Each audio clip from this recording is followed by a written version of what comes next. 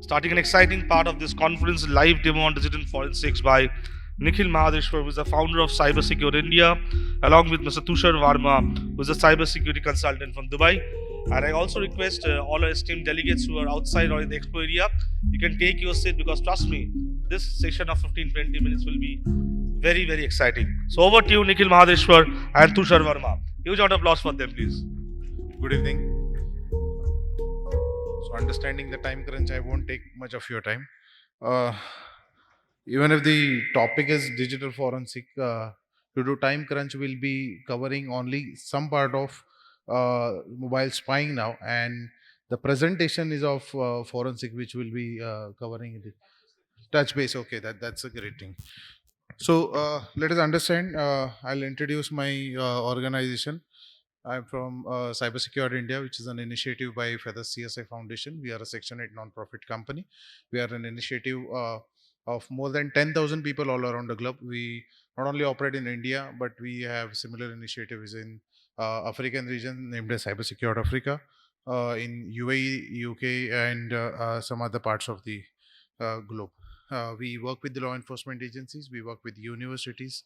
We have a lot of MOUs. We also work with Center of Excellence in cybersecurity and digital forensics.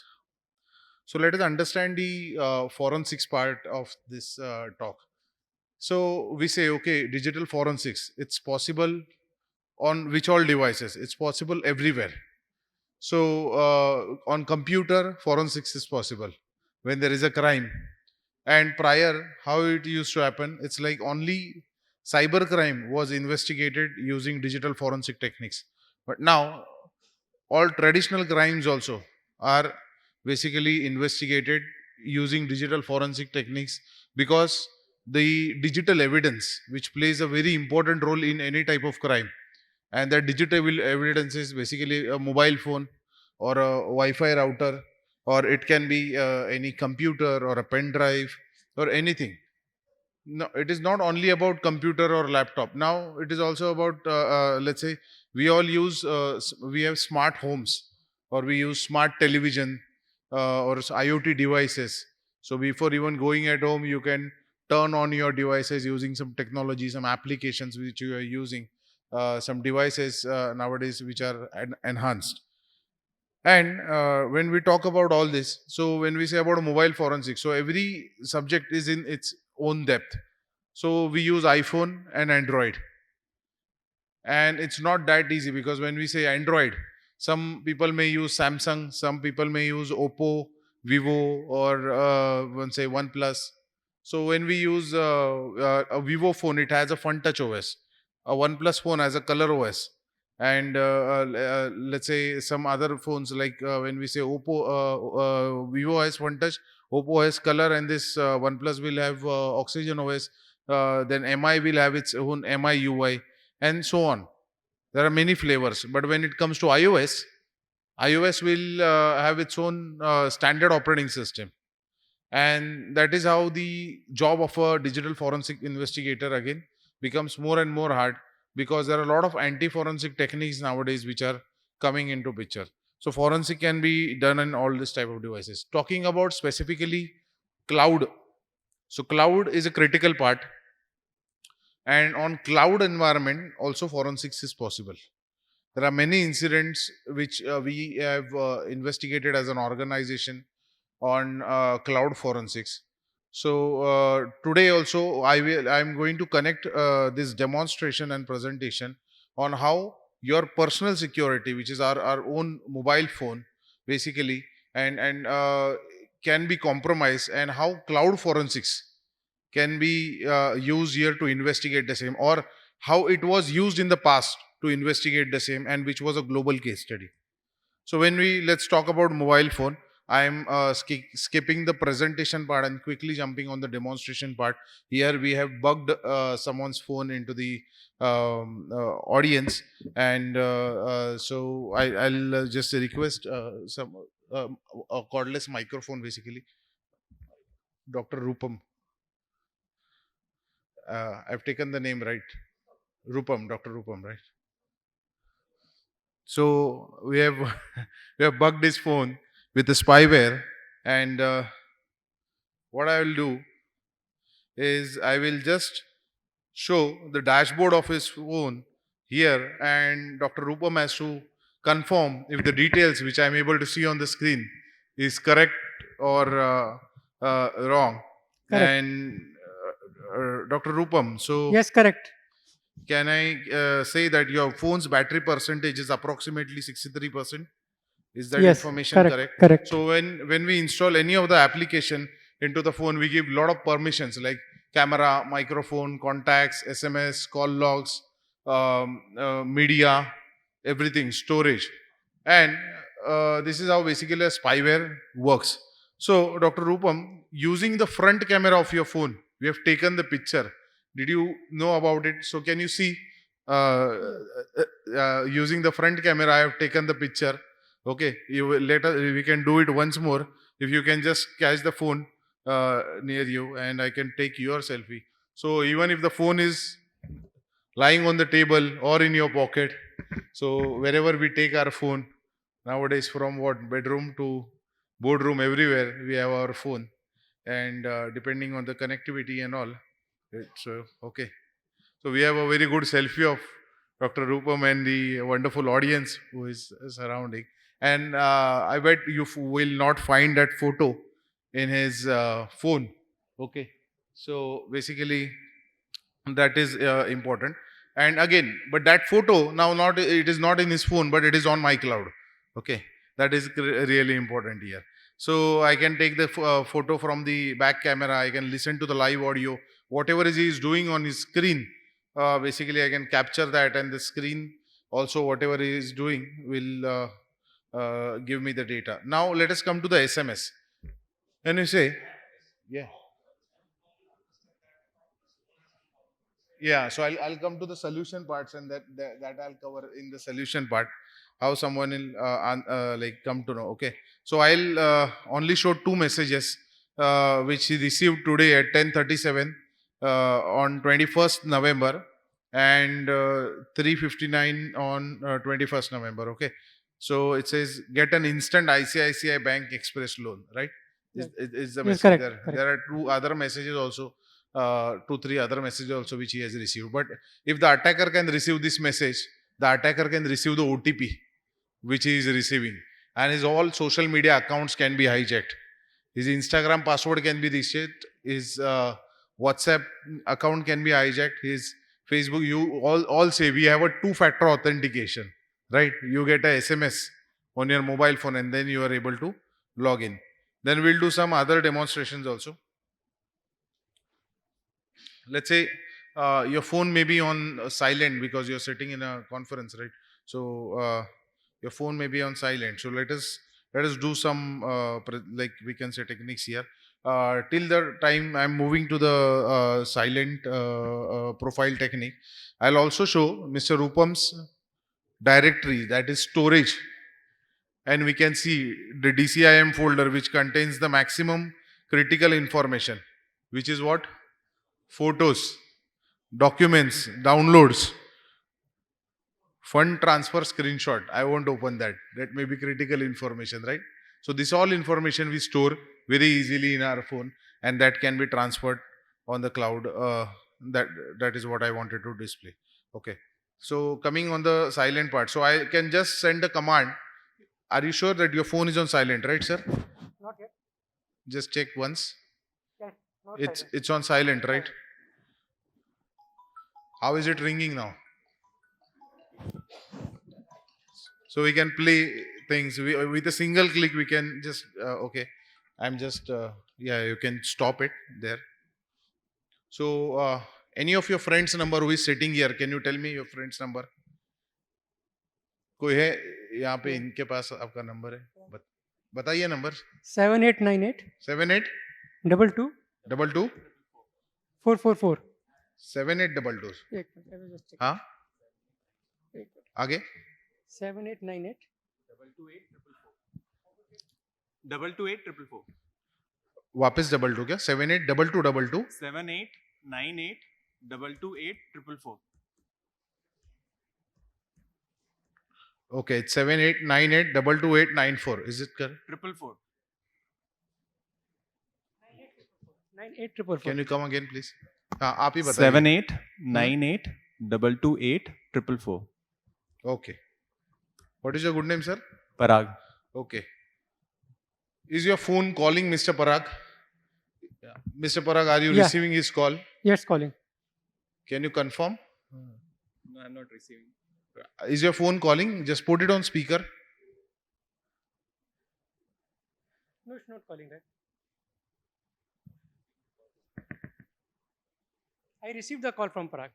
You received a call from Parag? Yeah. Okay. So I think the command went reverse. So okay. So here we can see. Don't worry, Mr. Parag, I haven't hacked your phone. Okay. So here we can see there are some calls basically which he did, and we can see that calls into the call logs, and also we can see some calls, and also we can see a play button. Okay. And that play button, if I click on that play button, basically it will play the recording, call recording, and I won't play the play button here because we should respect his privacy here. And there are many things basically which we can do or show into this demonstration. Now moving to the next part of it. Now when we talk about security, what do you think? iPhone is more secure or Android is more secure? Huh? How many of you think iPhone is more secure? Okay, really good. Let me see the hands. Please, you can raise the hand. iPhone is more secure. Okay, really good. So I wanted to connect this context of demonstration to attack, world famous attack, which was named as Pegasus. Has everybody heard about this? Pegasus, a controversial thing which has happened basically. And when we talk about Pegasus attack, in Pegasus attack, if you go through the reports which are basically released by Amnesty International Digital Forensic Report of the Pegasus, it was clearly mentioned in the iPhone, it was a zero-click attack. So with a simple iMessage, the iPhone was hacked. While in Android, it was a single-click attack. So it is not about iPhone is more secure or Android is less secure or vice versa. It is about the current state of the vulnerability of a device. And that is the reason we all receive security updates. Even after security updates, Pegasus was successfully able to penetrate into your mobile phone. Let us come about some facts basically about Pegasus. So Pegasus infra was hosted on a cloud server, and that is was I'm connecting this context of installing a spyware or basically your phone being spied and that the data being collected and stored on or being operated on a cloud infrastructure. And basically this cloud service was not at a single location. There were at multiple countries. So if you can see the statistical data, so in Germany 212 servers basically were hosted. In UK 79, Switzerland 36, US 28, Netherlands 5, India 1, Singapore 3, and many more. Sorry, India also 3, not 1. So these are the number of servers basically which were hosted.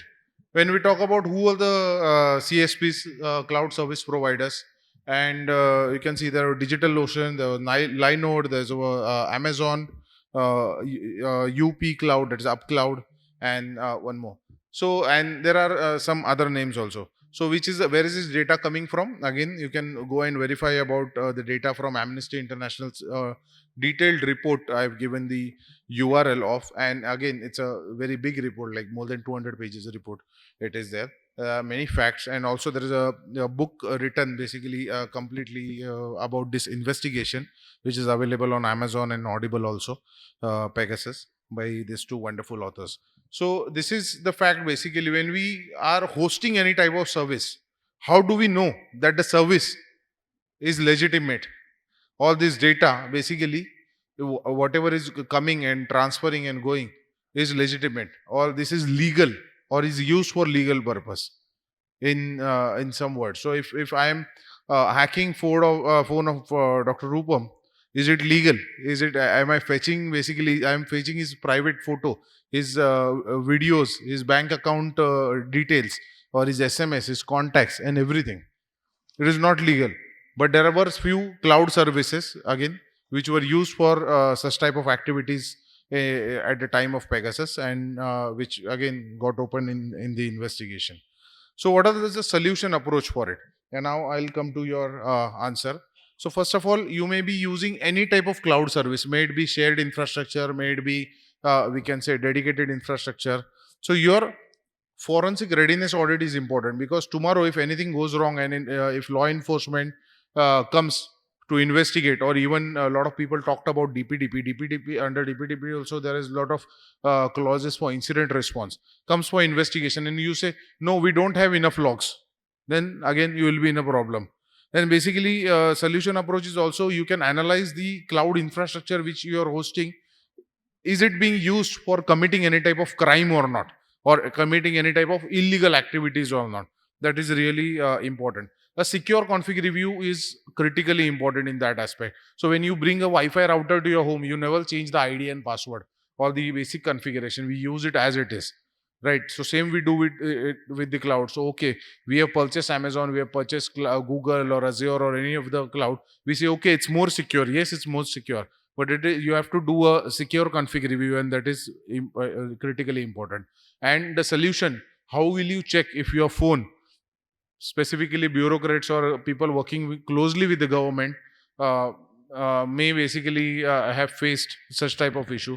So there is a toolkit which is available on GitHub, that is MVT toolkit.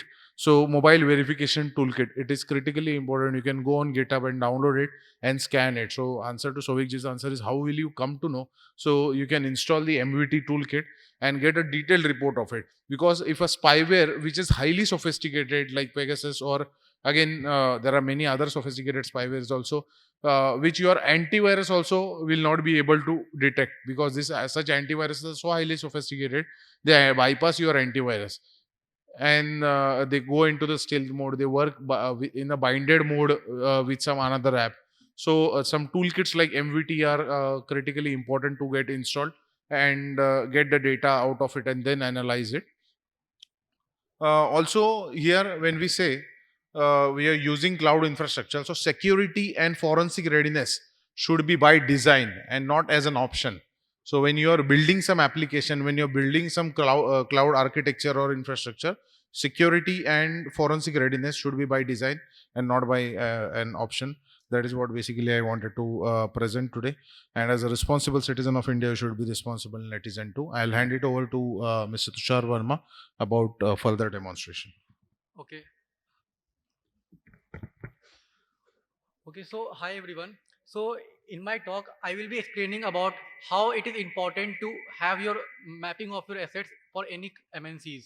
So let's see, do hackers care about scope? So just for example, if I am a hacker and I want to hack your infrastructure to get all the PI data of your clients, so I won't see your scope and all things. So nowadays, all the MNCs are like hosting their bug bounty, like you can say things on the internet like HackerOne, Bugcrowd platforms. So in that we are seeing all of the companies are having their in scope and out scope things available. But as a hacker, I will be I will be going for the out of scope things also. So let's start the presentation. So if we see the continuous attack surface thing, so in this what is happening, every company, if they are having this ASM thing, which is the attack surface management, we can map every of our assets before any hackers find that asset and try to compromise the particular assets. So let me just start with the basic part.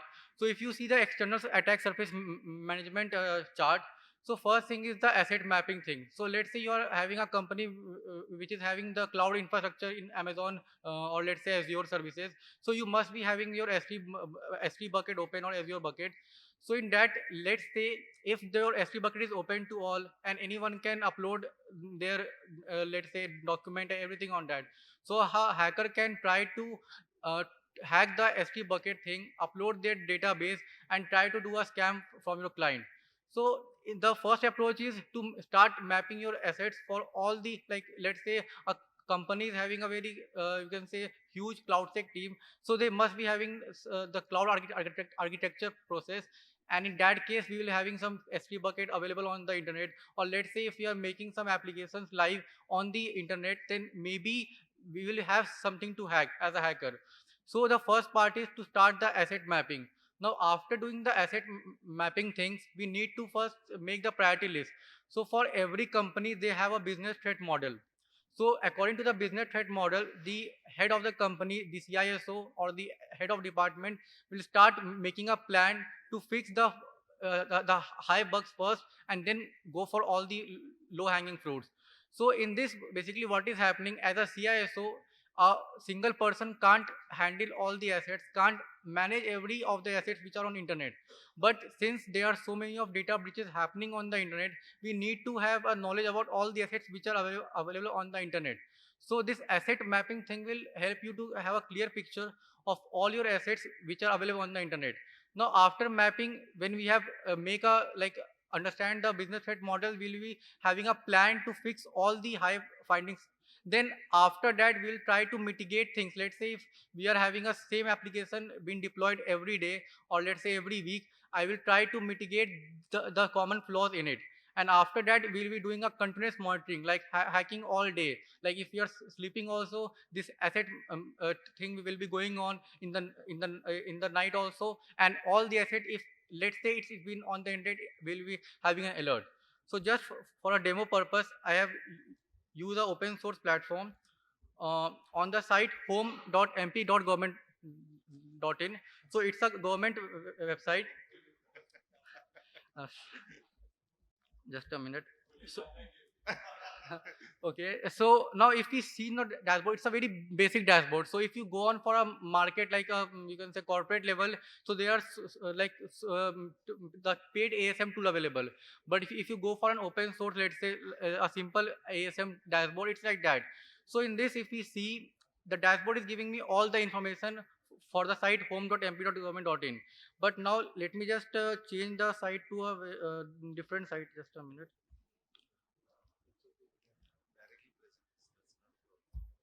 Okay. Now see, in this site we are seeing the cross mark. So this site is mptourism.com. Now in this, whoever has made this site, they haven't put any of the, like you can say, best practices followed by a AppSec guy. So if you see, they don't have XPrem option, they don't have content type, they don't have transport policy, content security policy, or anything in that. Now most important is that if we go down and see, just mm, not, we don't have firewall also. So in nowadays, since we are like emerging in the tech, and a government side is not having a firewall, so in that case any attacker can try to initiate an attack, and since we don't have any firewall, the site can be easily get compromised, or if a DOS attack is happening, the site will go down. So it's a very basic thing which every AppSec team need to do on their system. So if a company is being head by a CISO, he needs to know everything. And since there are so many of like you can say assets live, it is not possible for us a CISO to manage everything by his own. So if he has a ASM dashboard available, if he has built something ASM thing like that, then he or like anyone can manage things easily. Now also, if you see, a very important thing is this part, the expiry date. So let's say if my particular XYZ domain which I have bought is been expired on next month, and since I am having a let's say 100 assets, so it's not possible for a human to keep a record of every data. So in the dashboard, if you are like having a dashboard on your office on a TV screen, we can just go and see if my domain has been expired or not. Because if a domain has been expired, it's a very like you can say a very low issue. But since just imagine if a domain has been expired and attacker can buy that domain, so now this MP government site will be owned by a hacker, and now he can do all the scams and all things like that. Let me just give you one more example.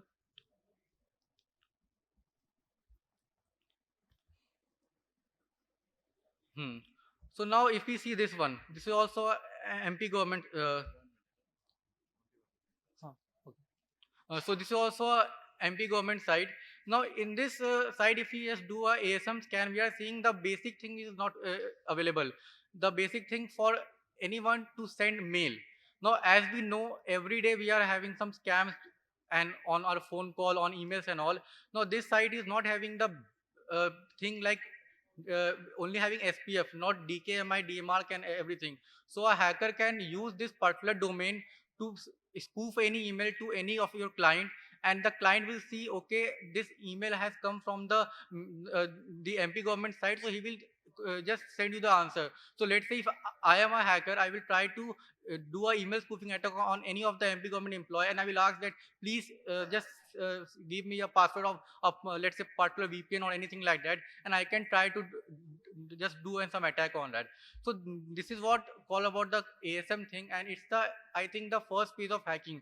Like in hacking thing, what we do, we gather information. So in this, I haven't hacked anything. I just try to scan the domains which are available on the internet, the TLDs part, and from the TLDs in just 5 minutes we are getting the basic info, and now we can just find the things like, okay, these are the problems in our website, and we can try to just solve the issue and just do the continuous monitoring about it.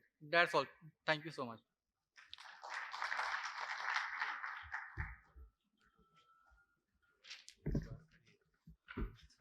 I must say that Tushar Verma and Nikhil Mahadeshwar had some audacity to do this in front of the officials from the MP government. But jokes apart, uh, but but jokes apart, uh, it can happen with any of the government websites, be it Maharashtra or any other state. Maybe we can take example of some other state government website. Maybe we can find this kind of things at the, even in Government of India website also. So why, that is why it is important to know about these things and to address these challenges. And that has been the aim of one of the aim of organizing this conference, that we know about the threats and we make a comprehensive plan all coming together how to address these challenges. Thank you so much, Nikhil Mahadeshwar, founder Cybersecurity India, and Tushar Verma, cybersecurity consultant from Dubai. A huge round of applause for them. This brings us to the end of this prestigious event. But before we conclude, I request again Abhijit Agarwal sir, if you can just come to stage for once, for the last time, for this event, and kindly hand over this token of appreciation to Nikhil Mahadeshwar and Tushar Verma. And I'm sure Abhijit ji must be calling cops now to hand over Nikhil and Tushar to them. To Mr. Nikhil Mahadeshwar, founder Cybersecurity India. Along with him, Tushar Verma, cybersecurity consultant. And can we have a group photo together quickly of this? This brings us to